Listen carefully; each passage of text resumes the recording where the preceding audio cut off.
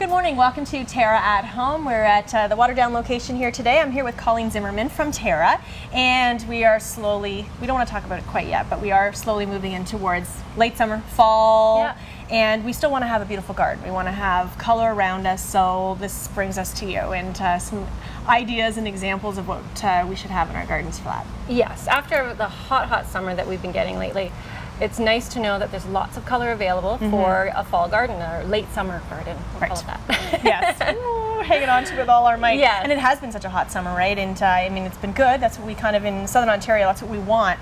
But it definitely takes a toll on your plant life, that's for sure. It does. And some things just eventually, some of those annuals you have, you know. Yeah, they look a little tired, so freshening up is in order. So we have the typical things like your ornamental grasses and the cone flowers, which are very popular, but we do have some new varieties of coneflowers out now. We used to call them purple coneflowers, but they're not purple anymore. Ah, that's what I love. It's an ever-changing world. Yes, we have these ones here. They're called Harvest Moon. Oh, those are gorgeous. And then we also have another one that this one's actually called Now Cheesier. So they've had some fun with the names. The names. I guess there are so many plants, you just start to run out of names. Yeah, I think they just, sit back and like, that sounds good. I love it. And then this other one here where you get just the really deep, rich color, it's almost red, is called Solar Flare. That's beautiful. And this is the kind of stuff that people love. Once, I mean, I love summer, but fall is such a great time of year. And again, it starts to, those cooler nights and you look outside and those are the colors people start to gravitate towards in the fall, right? Those warm autumn-like colors, the oranges and reds and golds and it is going to feel good eventually to us. Oh, definitely. Yeah. And then going in that same strain, Black-Eyed Susan, ever popular. Yes. But a new variety for those of us who have smaller gardens or less maintenance required, this is called Little Gold Star. Oh. So it's just like your typical Black-Eyed Susan, but smaller.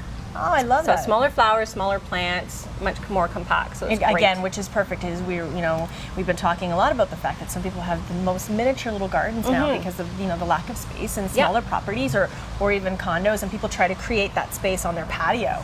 And so you should, right? I mean, if you don't have a backyard or even a front yard, create that on your patio. Create your own little area, your little haven, right? Yes, yeah.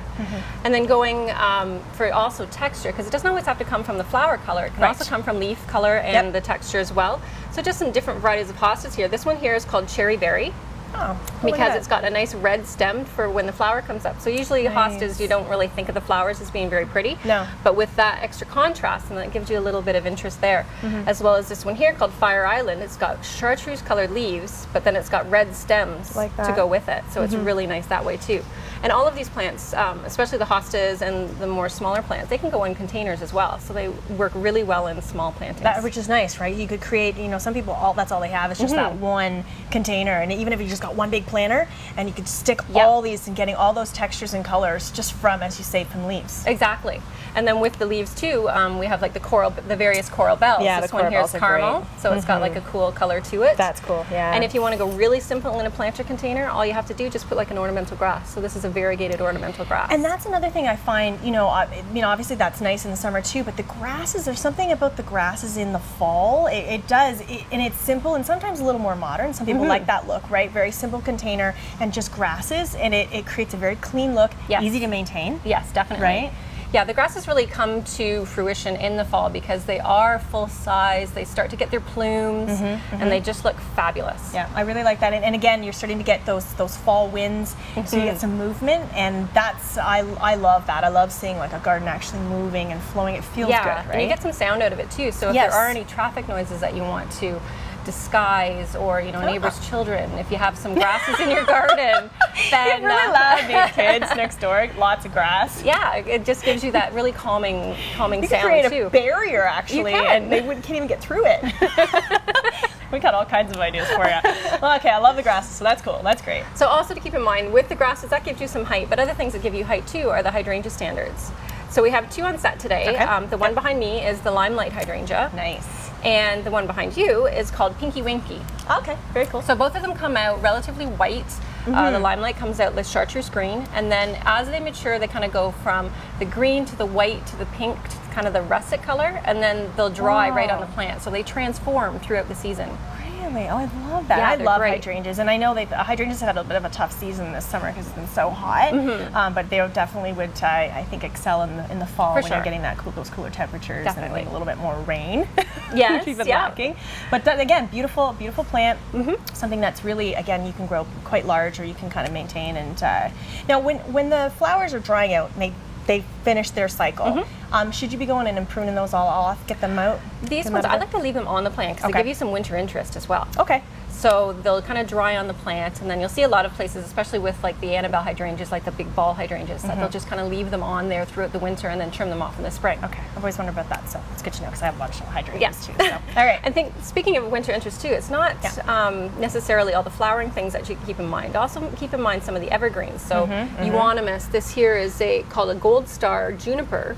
And it's got like a really nice goldish tinge to it, so it adds a lot of interest that way, not only in fall with combination with all your flowers, but also in the winter, because it's really important to maintain something going on in the winter, because if you have all flowering shrubs and all perennials, then in the wintertime it's very flat. It really is flat, because eventually some of them, if you're taking them right down to the ground, you have nothing. Exactly. So you go from this beautiful, lush, gorgeous garden to, and especially in the winter, when there's snows on the ground, that's one thing, but when it kind of has that moment where things are melting and things just kind of look dirty and muddy, the grass is dormant, there's not a lot of color, without those evergreens that are giving you that life, that color, definitely, it doesn't look so nice sometimes. Yes, and the evergreens are also great around your home too, to hide the foundation.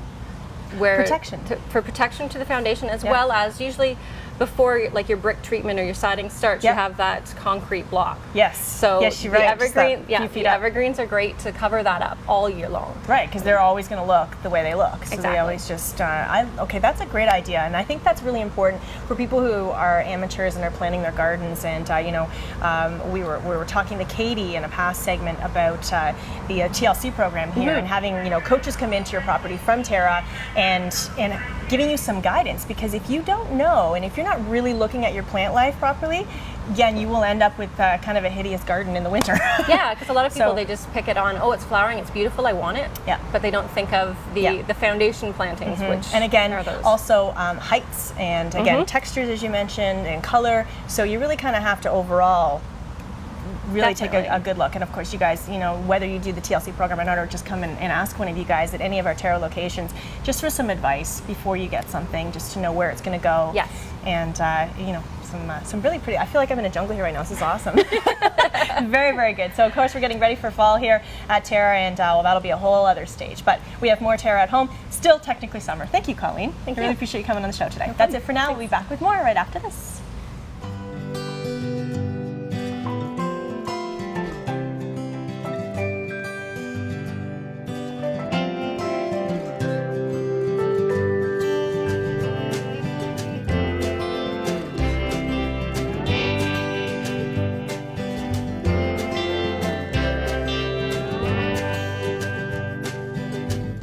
Live color fully at TERRA, where color lives. AM 900 CHML is giving you more news when you want it most. Non-stop news weekday mornings 5 till 9, weekday afternoons 3 to 6, with weather and traffic on the 9s. Hear about it first from AM 900 CHML, Hamilton's news talk leader. Heritage Perennials presents TERRA's Perennial Pick of the Week.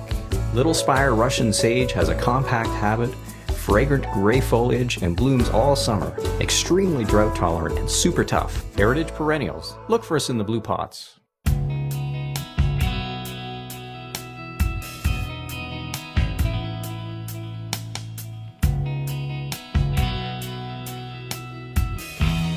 Welcome back to TERRA at Home, and if you are a new parent at home, you are going to want to watch this segment. I'm here with Janey Reily from We Sleep, and you are going to be a magical savior and have been a magical savior for a lot of parents with newborns and young infants, toddlers that just have really messed up sleeping patterns. And it's sometimes you just feel they're born that way. Sometimes it's been created, but thank you for joining us, because I know I had problems with my little guy when he was first born, so I can totally relate to the frustration that parents feel when you just want that little person to sleep because you know they need sleep. Right? Yeah, absolutely. So let's talk about maybe how we first identify some of the signs that you're seeing, and just so parents can relate to what we're about to talk about. Sure.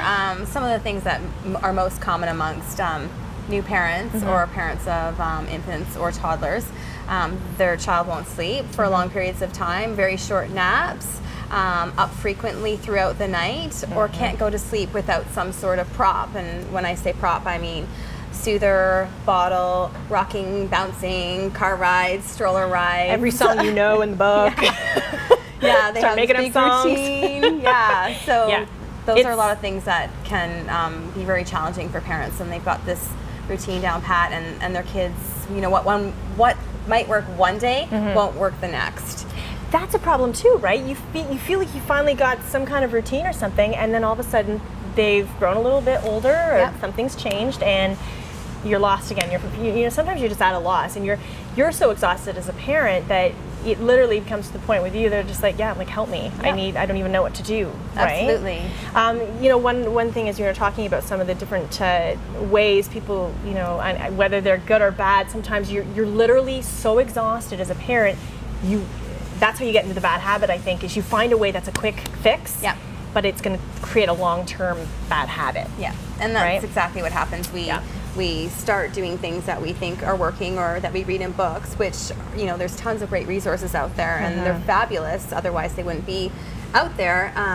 But the problem is people start trying things, and they try one thing, then they try another thing. Some things work for one day, some things stop working, and then before they know it, they're so overwhelmed, and they're doing something from one book, something from another book, something from what their mom told them, and then they've got this whole thing, and then nothing seems to be working, and then they're at a loss. They're at a loss. And I think one of the common ones is people who are nursing or using a bottle, that becomes hey, wait a minute, if I nurse, it puts them to sleep. That seems like, okay, that's good, it's it's comforting, everybody's happy, but eventually that's the only thing that gets him to sleep. Yes. And what if he stopped nursing? Exactly, and that's exactly a big problem, where when a child falls asleep dependent on something, so if they fall asleep and they're in a nice milk coma and they're with mom and they're asleep on the boob and everything's wonderful, and then they go into their crib and then they wake up from their first sleep cycle, for instance, which is usually around the 45 minute mark, and then they go, whoa, wait a second, where's that milk and my mom and that cuddle? I can't fall asleep without it. So you figure if you're talking about that 45-minute sleep cycle, and that keeps happening throughout the night, then you can see why all of a sudden, mom and dad are up, going into the room all night. Absolutely. Because they don't know how to get themselves to sleep without that. Yeah.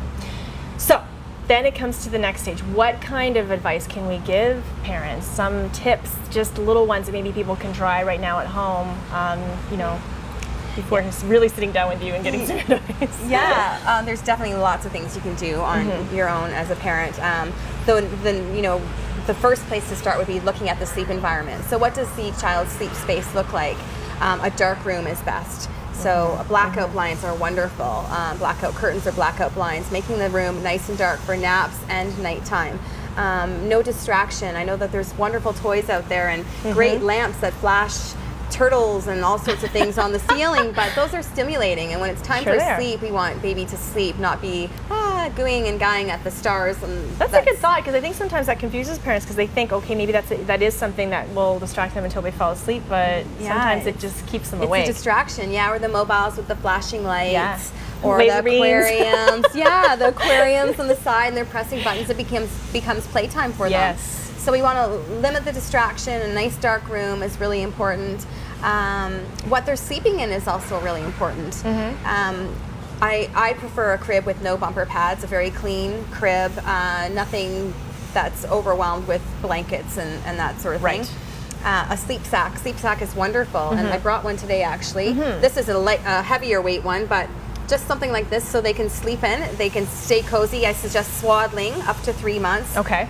For sure. Yeah. So again, because that's what they're used to, right? They're used to confined space, and that makes them feel safe, right? That's right. And they have the moral reflex when they're young. So their muscles, their startle muscles. Oh yeah, they do the. Yeah, and it wakes them. I forgot about that. Exactly.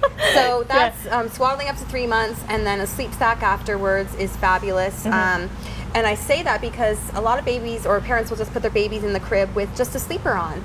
And the reality is, they might be comfy, but they might not be. We as adults typically sleep with blankets on us. Exactly. So Yep. throw a little sleep sack on your little one and kind of guarantee that they have comfort, and they can still move around, they can still have their arms and legs free, but they're guaranteed comfort. And no risk of getting that blanket on their face or anything like that. Exactly, So, very safe. okay, and of course you have, you know, a little snuggly, a little Yeah. something that makes them feel safe. Yeah, I always suggest instead of offering a soother or a bottle or something to go to sleep, offer him a little Yes. friend or a lovey that he can learn to self-soothe with. So if it's chewing on one of the nubs on the head or snuggling a corner of a little blanket, they have the little blankets with the little animal head on them, something like that, Right. just to self-soothe and give them that comfort. And it also creates, if you I think if you have something like that, you know, it's that lead up to sleep, right? That those patterns that they know this is sleep time. I know what mom or dad are going to do. That's creating that moment Yes. to sleep, and so maybe they relate this to sleep. Absolutely, and on that point as well, a bedtime routine is extremely important. So you're sending those cues, exactly like you're saying. So a bath is very important. Diaper, jammies, massage, into their sleep sack, song, story, and those are all cues to signal the big long sleep's coming up. Yeah. So they're that very makes sense. habitual and routine. So babies love knowing what's happening next. And then again, that helps, right? It just kind of gets, okay, so it's giving some parents some ideas. Now, the way you structure use, you have a program set up where people can call you or email you and just get some advice directly from you. That's how your company works. Absolutely, yes. I offer 15-minute complimentary consultations to hear more about the issues parents are having. Okay. And then I can offer them some advice. And if they do choose to work with me, then I work with them for 2 weeks and create a custom plan that's specific to their child's needs, and I coach them throughout the whole process. Wow. So you become, and again, when you're a tired parent, we were talking about how if you're overly tired and you just feel like you become dysfunctional as a parent, sleep is absolutely the most important. So that's where you come in handy to kind of help them, take them back and get them some sleep, and then we can all function and be happy parents. Yeah. So they're sleeping when they're toddlers instead of having problems there. And that's a whole other right. issue is on sleeping toddler. That's right, that's right. Okay, so your website is? www.wesleep.ca. Perfect. And again, you can contact Janey and do that 15-minute consultation, and that'll help you a whole lot. Yeah. Thank you so much for coming on Thanks the show. for having me. All right, more Terra at home after this.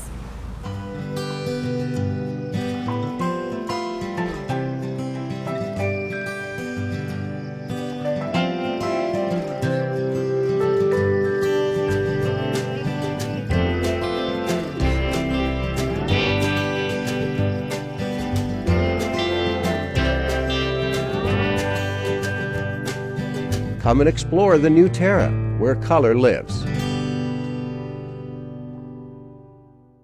You've sat under them and built forts in them. You've swung from them and fell out of them. You've even fallen in love under them. Trees have always held a special place in our hearts and memories. A natural beauty, trees will grow with you and your family and bring color and nature into your world. For your assurance of quality, look for trees and shrubs with the Medallion plant tag. Medallion plants, locally grown, the pride of Niagara.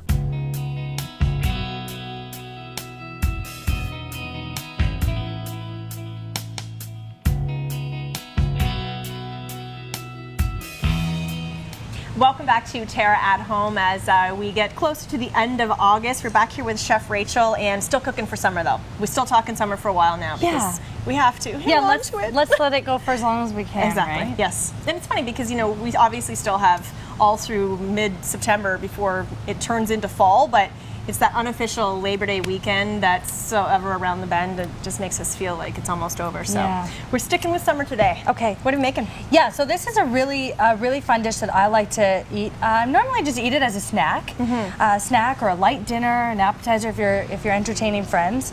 We're using some sausage here, so it's just going to be some sauteed sausage. I'll put some fresh herbs in there and some onions. Serve it with a nice focaccia. Nice. Sounds bread. great. It's a really nice snack. Very summery, I think. Okay. I think so too.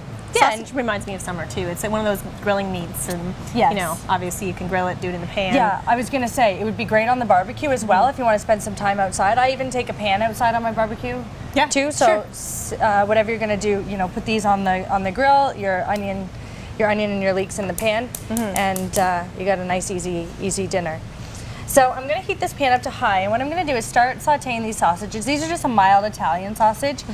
Sometimes I like to use the spicy sausage, but in this case I just got a couple chili flakes to add a little zing to it. Okay. And you can find all different types of sausages, like you know, garlic sausages, honey. Oh, I know there's so Asiago many. cheese. Yeah, there's ones lots with of peach and cilantro and feta and so many good options. Or if you make your own sausages, that's always fun to do for your guests. So, anyways, I'm going to start sautéing these. We can poke a few holes in them. Basically, I just want to get these cooking so they're easy to work with. I'm eventually going to cut them up. But if I get them sauteing first, then they get to a stage where I can cut it easily. Where you can cut them and they're not going to fall apart in the pan, right? Exactly. So we don't necessarily need to cook them all the way through right now. Okay. Just a couple minutes on each side, get them nice and crisp. We'll take them out, we'll cut them up, and we'll move on. So I'll pass you that over and we'll clean that after. So we'll keep those going. Let me put a little bit more oil in there just to make sure they don't Especially burn if you're too kind much. of trying to brown them a little bit, right? So. Okay, so we'll give those a couple minutes. In the meantime, I'm just going to tell you about the other ingredients that we're using. So I'm going to start off with a bit of garlic that we have here, and then we're using leeks. So I've already cut some, but basically, you know, leeks come in a big round stalk like this with big green pieces on the end. So you want to cut off all those green pieces, and you really only want to use the white and the light green piece. It's amazing how little you're left with once you do all of the paring down, right? Yes. But the other part just doesn't taste good. It's coarse and chewy and right? not really that edible. So you want to get rid of all that, and then you're left with a little bit. So I normally cut this in half, and you want to wash this out very good because leeks get quite dirty. So in this case, all I've done was cut into really thin rounds, like that. But you can also julienne them the other way and have take some apart, and you can have nice long strips. So whatever you prefer for your presentation wise, but a couple different ways to cut those leeks. Let's see if we can turn these over now. And then just julienne onion as well. It's the same thing, red onion. This is interesting about this recipe is there are very few ingredients, right? But it's just like, which is great. It's easy, makes it easy to do, and basic and simple, but just a good combination of flavors. Yeah, very flavorful. So the onion, again, just a really thin slice. We'll julienne that up because even though we are going to cook these, we don't want, you know, we don't want it to be too coarse. Okay. And then we'll add in the red pepper flakes and then some fresh thyme. Now you can use any kind of herb that you have laying around, but I think the thyme goes really well with these other ingredients. So I think we're probably just about ready to take these out. Now what I'm going to do is we're going to serve it on a bed of greens later. So we can plate them on a plate like that after. Yeah, it's amazing how in the summertime, in the heat, especially the heat of August and September even, it gets very, very hot. You just want to simplify your meals. You want them lighter. You're not eating, you know, the big giant bowls of pasta and all those hearty meals. So it's nice again to have, you know, a meat on the side with some greens and, as you say, just a little bit of the bread focaccia. That's just a really nice lighter meal. Yeah. The focaccia is really nice done on the barbecue too. So this is so good. This focaccia, I love it. It's rosemary and yeah, a little bit of olive oil or butter, and just grill it. Makes for a really nice presentation, and it's nice and crunchy and crispy. This is the Ace focaccia, right? Yeah. Because the Ace bread, that one's just a good one. That's just a good one to use for something like this because of all the flavors in it. So. Yeah, and you can get a couple different kinds too. I think they make a cranberry one as well, which is really good. That's good for brie grilled cheese. Ooh. That's another show. That sounds very good. So put the garlic in there. We'll go quick with this because we don't want the garlic to burn and the pan's still hot from the sausages. So we add in the onions and the leeks at this time. And then we can add in the pepper flakes, deglaze with a little bit of wine if you want, red or white, both work. That'll give us a little more flavor. Both work well. Yeah, if you use the red, then it's gonna change the color a bit. Right. But it still tastes really good. So then we can add the pepper flakes and the salt and pepper. Now once this is sauteed down for a couple minutes, we'll add the sausage back in. Okay. And finish. And then again, more flavor from that. Yeah, and so we'll finish cooking the sausage in this pan, and basically it'll be ready to serve. Okay. Sounds really good. So turn this back up to high, and then we can start slicing this. So yeah, this just makes it a little easier to slice, and it won't. Okay, because that's the thing, right? If you had to cut it before, it would have just slipped all out of the casing, and it just would have been crumbled sausage, basically, yes. right? So at least you've got that intact. Yeah, and then this way you can see that it's cooked all the way yes, through absolutely. as well, because sometimes it might be hard to tell with the sausages. But normally they take about, I'd say 15 to 20 minutes or so to cook all the way through. Okay, well, so let's do that. We'll put that in the pan, we'll cook that up, and then we'll come back and add the greens and prepare it all and show you what the final product looks like. Yes. I'm looking forward to seeing that. I don't think I've had anything quite like this before, so we'll be right back after this.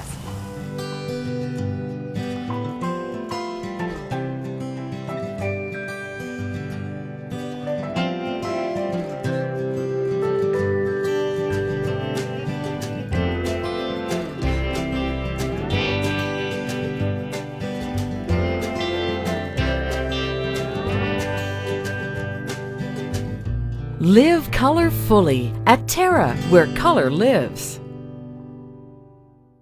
You've sat under them and built forts in them. You've swung from them and fell out of them. You've even fallen in love under them. Trees have always held a special place in our hearts and memories. A natural beauty, trees will grow with you and your family and bring color and nature into your world. For your assurance of quality, look for trees and shrubs with the Medallion plant tag. Medallion plants, locally grown, the pride of Niagara. AM 900 CHML is giving you more news when you want it most. Non-stop news weekday mornings 5 till 9, weekday afternoons 3 to 6, with weather and traffic on the 9s. Hear about it first from AM 900 CHML, Hamilton's news talk leader.